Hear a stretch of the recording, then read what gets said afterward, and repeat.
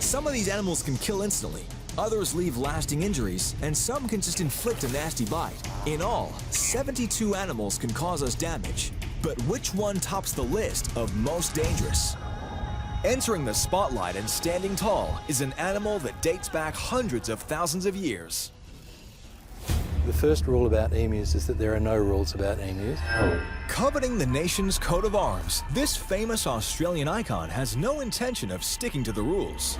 Standing 2 meters tall, it is up there with the southern cassowary as one of Australia's largest native birds. Yet, as with the southern cassowary, it does not fly. Its incredibly long, thin legs are capable of reaching speeds of 50 kilometers per hour at a sprint, and it is the father emu who gets clucky. Being on the same eye level as these prehistoric-looking birds can be a little scary, but are they really dangerous? A lot of people are concerned about the pecking. The pecking is the least of your worries. It's the claws on their toes that do the damage. They could gut a dog. They could open a dog up. And yeah, one emu farmer had his eye kicked out. So it does happen.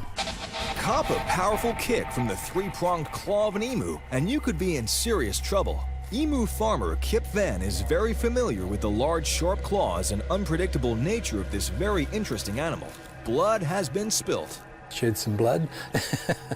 It's just a matter of, as I said, trying to get them to do something that they don't want to do, and that's perhaps going from one pen to another or leaving the farm in the back of a truck. They're reluctant to go, and if you put one bird in, by the time you turn around to grab the second bird to put it in, the bird that you've just put in is coming back at you with its legs flailing, and that can be quite scary. Kip has been researching and farming emus in the rural West Australian town of Tujay, 90 kilometers northeast from Perth, since the 1980s.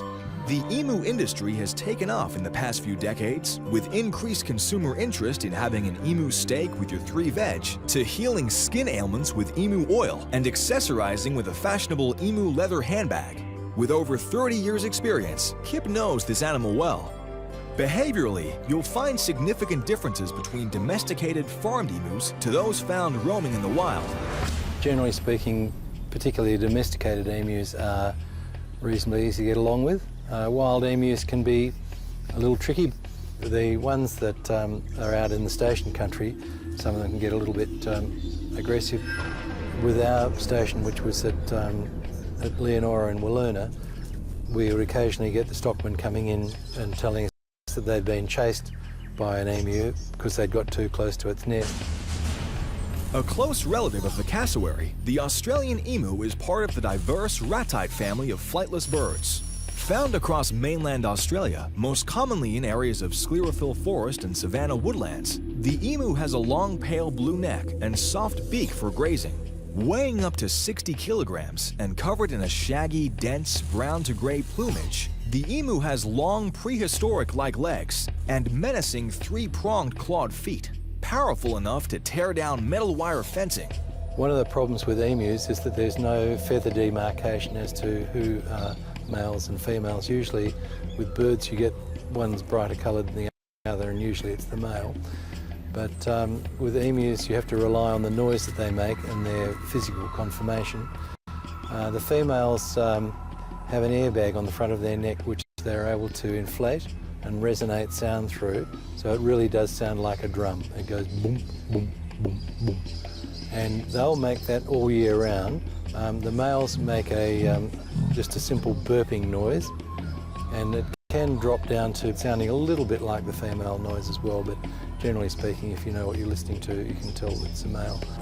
Shake your tail feather. These intriguing ratites are breaking out the beats, all in the name of love and copulation. They do things a little bit differently. A lot of ladies are very pleased to hear the story. On choosing the male with the most impressive neck plumage, the female will present her rump. Not one for a long love affair and itching to find a second, even third suitor for the breeding season, the female will identify a nest site and start laying up to 12 enormous dark green eggs. When there's enough eggs in the nest, the male goes clucky, and he sits on the eggs for 56 days, and you can set your watch by that.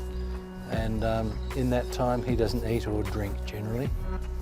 So he starts off quite fat, and he's completely focused on hatching the eggs out, and he'll turn them probably 6 or 8 times a day with his beak, and he will just attend to those eggs all the time.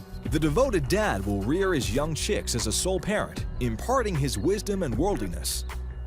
As they mature, adolescent emus engage in a dance known as fitting. This includes a variation of seemingly choreographed moves, a jamboree of dominant and submissive poses to establish a pecking order. With a digestive system reaching back to the Dark Ages, the omnivorous emu will ingest small stones, pieces of metal, and shards of glass that with each muscular clench of the stomach will grind its food for very speedy processing. Whilst feeding on plants, insects, and lizards, the emu has an ever-beady eye on potential predators including the fox, the domestic dog and cat, and surprisingly, the airborne wedge-tailed eagle. They've been in their current form for certainly hundreds of thousands of years, if not longer.